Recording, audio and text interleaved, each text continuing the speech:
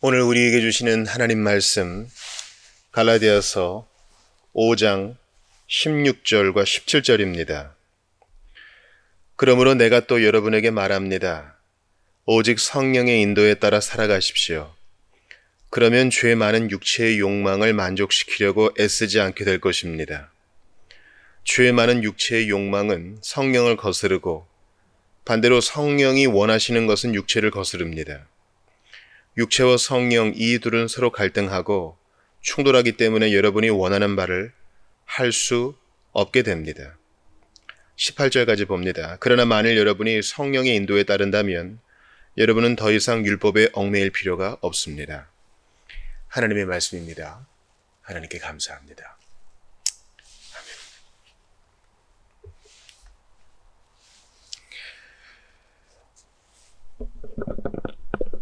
저는 신자 여러분께 말씀드리고 싶습니다.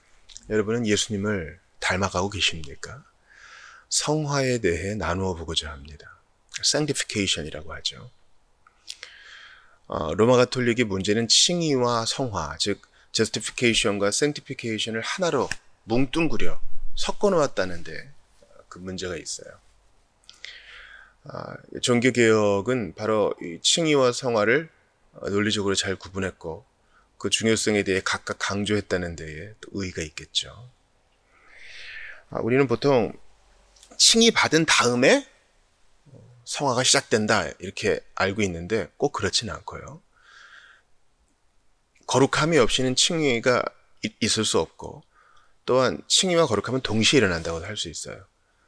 칭의는 한 번의 사건이긴 하지만 칭의가 된 바로 그 다음 스텝으로 성화가 일어난다. 이것도 잘못된 개념이라 하겠습니다.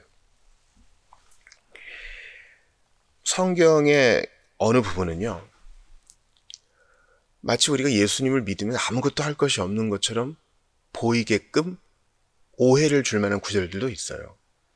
그러므로 우리가 전체 성경, 토다 스크립투라에 힘써야 되는 것입니다. 오늘 본문 같은 구절은 어떻습니까? 마치 우리에게 모든 것이 달려있는 것처럼 얘기하죠. 성령의 인도에 따라 살아가십시오. 그러면서 육체의 욕망을 절제하라고 얘기합니다. 또 이런 구절을 보면은 뭐지? 의아해 하시는 분들이 있어요. 그러니까 잘못된 칭의론 못지않게 잘못된 성화론도 우리 신자를 매우 비참하게 만듭니다.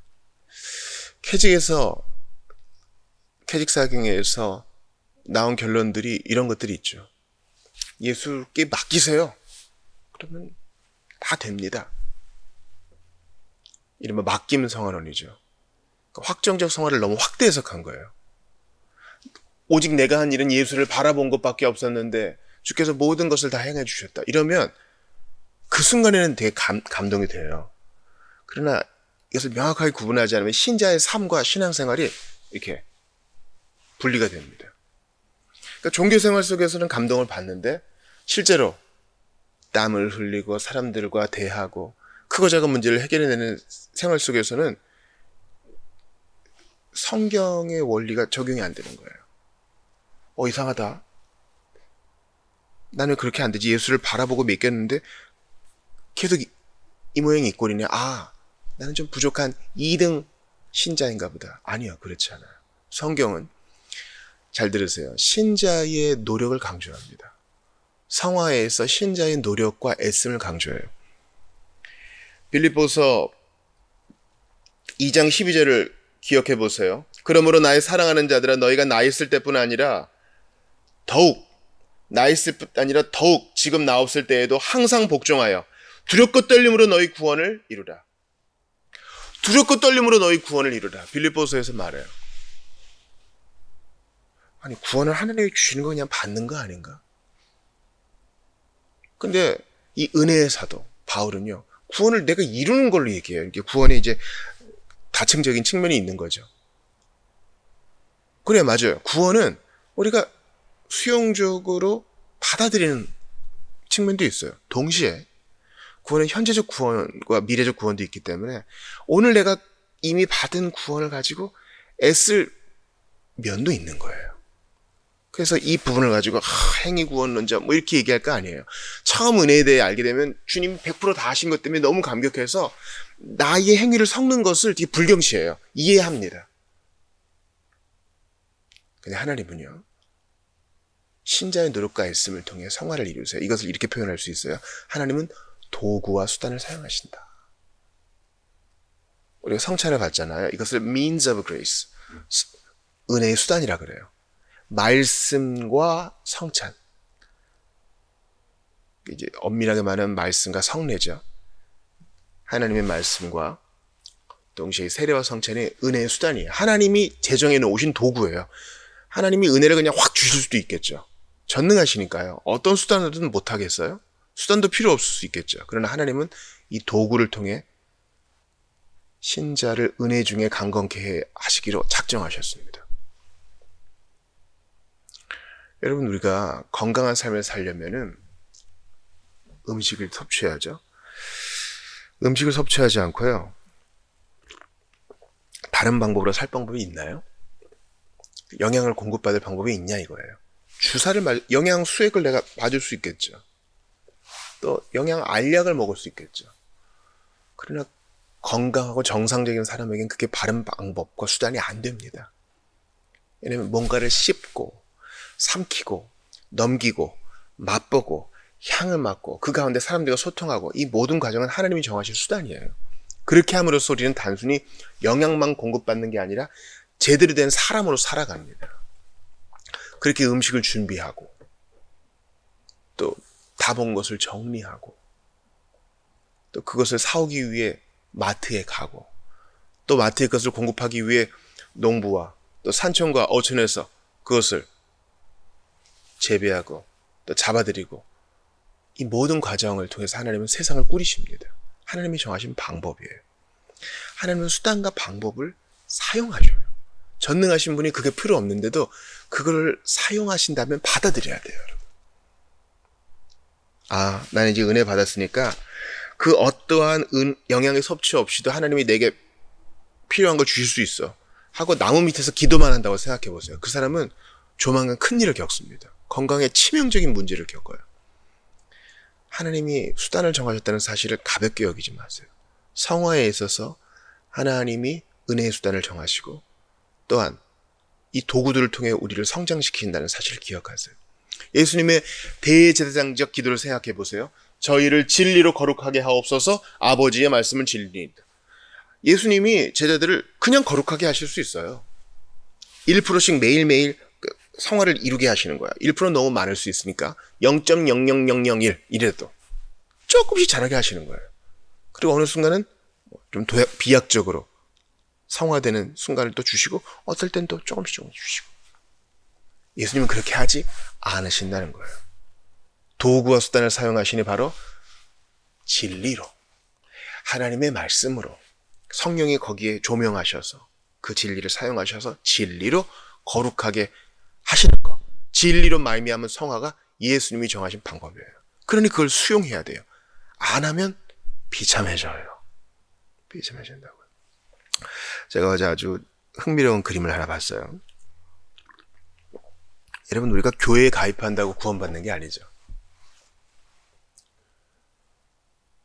그런데 왜 공동체로 모입니까? 공동체에 있으면 나랑 안 맞는 사람도 있고 또 씻고 옷 입고 준비하고 그것도 좀 번거로운데 왜 그렇게 공동체로 모입니까? 삶을 나누는 게 어떨 땐 유쾌하지 않아요. 이런 것까지 내 치부를 다 나눠야 되나? 근데 그렇게 안 하고 나 혼자 편하게 예수 믿겠다는 사람은 제가 본 그림이 얼룩말의 무리에서 이탈하여 홀로 사자를 피해서 도망가는 한 그림이에요. 얼룩말이 같이 있을 때는 그래도 피하기가 용이하겠죠. 집단 행동을 하니까. 근데 홀로 있을 때는 그 모든 걸 자기가 다 감내해야 돼요. 무리 중에서 이탈한 양, 무리 중에서 이탈한 얼룩말은요, 사자의 표적입니다. 그러니까 하나님이 정하신 도구, 거기에 교회의 공동체도 있는 거예요.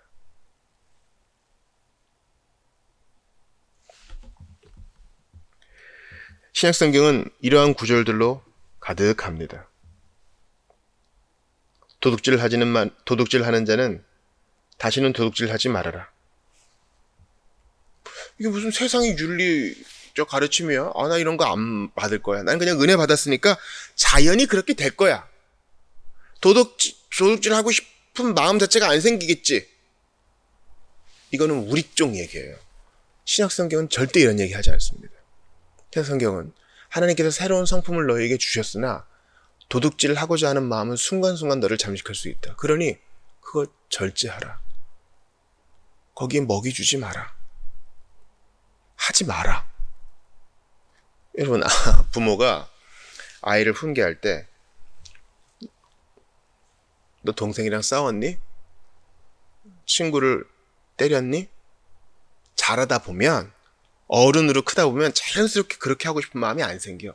그런가요? 세상에 그런 거짓말이 어딨어요. 오히려 자랄수록 더 악한 마음이 배양되는 거 아니에요? 부모는 이런지야 얘기합니다. 하지마. 친구 때리는 거 아니야. 동생 홍키는 거 아니야. 하지마. 그게 바로 훈육입니다. 애완견을 훈련시키는 견주를 생각해 보세요.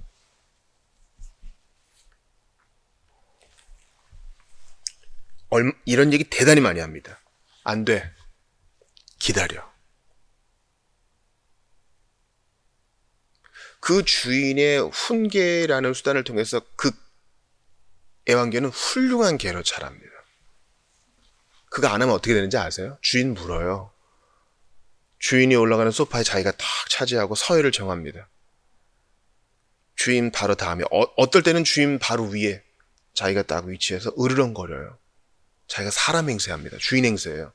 그거 아주 꼴불견입니다, 여러분. 네가 지금은 좀 어린데 개 수명이 한 15년, 16년 될 수 있으니까 한 10살쯤 넘으면은 말 잘 들어. 지금은 좀 이래. 그런 훈련은 없어요. 그런 개도 없어요. 안 돼. 기다려가 얼마나 복된 말인지 아시죠? 그게 좋은 개를 만드는 수단이에요.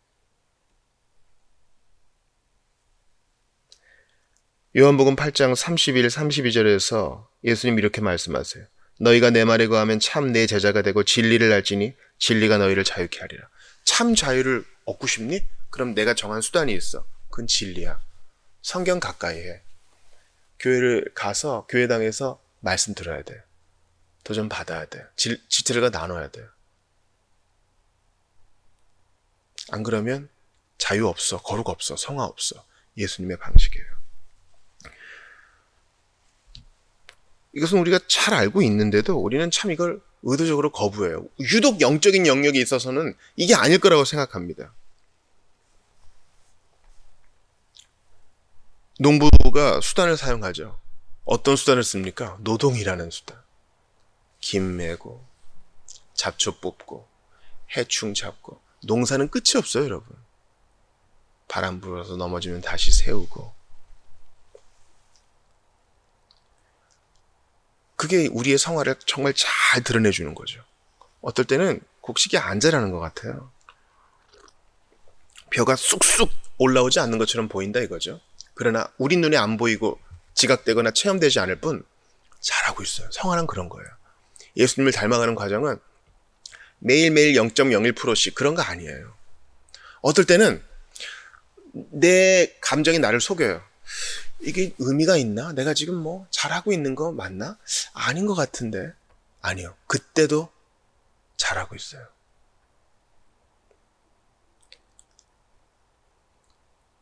농부가 바른 수단을 써가지고 작물을 키울 때도 마찬가지입니다. 농부의 느낌에 상관없이 농부는 알고 있어요. 내가 할 수 있는 수단을 잘 하고 있으니 분명히 잘 자라고 있을 것이다. 그러고 하는 거예요. 운동선수도 마찬가지죠. 우리가 볼 때는 항상 1등하고 금메달을 따고 타이틀을 얻고 그런 것만 보지만 그는 대부분의 시간을 무료한 시간을 보내요. 그의 일상은 흐트러지지 않아요. 체육관 가서 운동하고 정해진 식단을 하고 코치의 잔소리를 듣고 자기를 검토하고 부상을 치료하고 이 반복 속에 선수는 지칩니다. 이거 맞는 거야 이거? 이거 뭐 내가 이래서 1등 하겠어? 내가 세상에서 이거 제일 잘하는 건 맞아? 아니요. 보이지 않는 그 순간에 그는 잘하고 있어요. 선수로서 넉넉해지고 있는 거예요. 깊어지고 있는 거예요. 공부하는 학생도 마찬가지입니다. 그는 바른 수단을 써요. 학습을 향한 바른 열정과 시간을 쓰고 좋은 코치를 받고 지도를 받고 시간 안배라는 바른 수단을 써요. 그런데 공부하다 보면요, 정체기 같은 게 있죠. 실력이 안 느는 것 같고 점수가 계속 그런 것 같고 자꾸 배운 걸 또 잊어버리고 같은데 또 실수를 하고 어제 본 건데 오늘도 까먹고. 그래도 그 학생이 바른 수단을 계속 유지하는 한 그는 잘하고 있습니다. 성화도 마찬가지예요. 신앙생활할 때 하나님이 주신 체험을 값지게 받으세요. 근데 거기 의지하지 마세요. 주시면 감사는 받지만 우리가 추구해야 될 것은 이 체험은 간접적이고 열매적이고 결과적이라는 거예요. 우리가 주 안에서 바른 수단을 택하여 가면, 취하여 가면 그 체험은 자연히 부산물로 오게 되어 있습니다. 그러니 말씀 가운데 거하시고 성례를 귀히 여기시고 기도의 자리를 소중히 여기세요. 제가 몇 번 강조한 예화가 있죠. 나이 많아 이 세상을 떠나게 된 성도가 있어요. 근데 그 성도가 하나님 앞에 정한 수단이 있는데 그것은 개인 경건의 시간이에요. 밤 9시만 되면 혼자 가정 예배 드립니다. 자식들은 다 출가하고 혼자 있어요. 배우자도 사망해서 혼자 있다고요. 눈도 잘 안 보여요. 근데 아들, 딸이 놀러 오면 잘 있다가 9시 되면 나 가정 예배 할 건데 같이 할게요. 그리고 사도신경부터 시작합니다. 눈이 잘 안 보여요. 노안이 심하기 때문에. 괜찮아요. 외운 찬송가가 있어서 곡조에 잘 안 맞아도 나의 영원하신 기여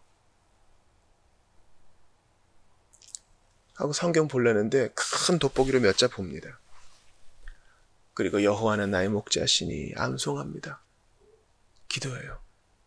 교역제를 위한 기도, 성도들을 위한 기도, 환우들을 위한 기도, 세계 선교를 위한 기도, 나라와 민족을 위한 기도, 한국교회를 위한 기도, 북한에 있는 성도들을 위한 기도 다 하고요. 주기도를 마쳐요. 그 가정경건을 하는 동안 아무 일도 안 일어났어요. 그러나 그는 잘하고 있어요. 우린 참 바보예요. 나는 참 바보예요. 나는 어려움을 겪고 있을 때 왜 하나님이 나를 단번에 거룩하게 안 해주시지? 이걸 왜 단번에 없애주지 않으시지? 불평만 하지. 그 속에서 택하신 수단을 취하여서 자라갈 생각은 하진 못했어요. 분명히 예수님의 2000년 십자가 사건으로 말미암아 뱀의 머리는 짓밟혔거든요. 근데 아직까지도 활약하고 있단 말이죠. 그러니까 이제 뱀을 잡으면 그래요. 머리에 치명상을 입어도 이 몸통과 꼬리는 살아가지고 막 또 활개쳐요. 왜 하나님이 이렇게 활개치도록 놔두시지? 허용하시지? 그게 하나님 뜻이고 하나님이 정한 수단이에요. 때로는 욥에게 하신 것처럼 당신의 백성을 괴롭히고 시험하고 고통스럽게도 하셔요. 근데 이젠 받아들여야 돼요. 그래야 문제가 풀려요. 우리를 거룩해 하시려고 하나님이 쓰시는 수단이구나. 아프면 병원 가고 의사의 진료를 받고 약도 받고 주사도 맞고 수술도 받는, 우린 그래요. 예수 믿는다고 다 초자연적으로 하나님이 그냥 치료해 주시는 거 아닙니다. 의학의 발전이라는 수단을 허락하셨어요. 그러면서 영적인 수단에 있어서는 초자연적으로 단번에 끝내고 싶어요. 단번에 100% 성화되게 해주세요. 아니요. 때로는 질이 멸렬하고 아무 일도 일어나지 않는 것 같은 평범한 수단을 통해서, 그런 일과의 일과를 통해서 주님은 당신의 일을 이루십니다. 그리고 예수님은 어떻게 우리를 구원하셨어요? 3년이라는 그 긴 시간을 이 땅에서 보내셨고 십자가라는 수단을 택하셨고 죄인을 위한 대속제물이 된다는 그 수단을 택하셨습니다. 그리고 그렇게 하실 이유가 없는 분이 우리를 위해 기도하시는 그 기도라는 수단을 통해 우리를 오늘도 세우십니다. 그러므로 사랑하는 성도 여러분, 성화에 있어서 너무 조급해하지 마시고 인내하시면서 수단과 방법들을 소중히 하세요. 여러분들이 읽는 성경 한 절, 여러분들이 결심한 대로 오늘도 이행하는 그 루틴들이 너무 소중합니다. 그리고 어느덧 알게 돼요. 모세가 자기 얼굴 빛나는 거 모르는 것처럼 어느덧 알게 돼요. 내가 이전보다는 조금 주님을 닮아가고 있다는 사실을요. 그러므로 영적에 있어서 일확천금과 로또를 바라지 마시고 오늘도 수단을 사용하여 진리로 두렵고 떨림으로 구원을 이루어 나가면서 예수님의 십자가를 향한 초점이 잃지 않으면서 앞으로 나아가는 여러분 되시기를 주의 이름으로 축원합니다.